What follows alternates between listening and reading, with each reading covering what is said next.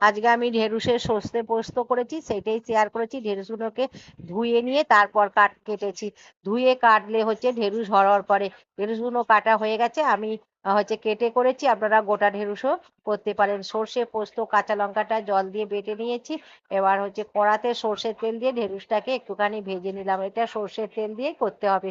লবণ দিয়ে ঢেঁড়সটাকে ভেজে নিয়েছি, ঢেলে নিলাম ঢেঁড়সটা। এবার কড়াতে সর্ষের তেল দিলাম, কালো জিরে ফোড়ন দিয়ে টমেটো আর হলুদ দিয়ে ভালো করে কষে নিয়ে সর্ষে পোস্ত কাঁচা লঙ্কা বাটাটা দিয়ে কষে নিলাম। এবার জল ঢেলে দিলাম, ঝোলটা ফুটে উঠেছে। এবার ভাজা ঢেঁড়সটা দিয়ে দিলাম সর্ষে পোস্তর সঙ্গে।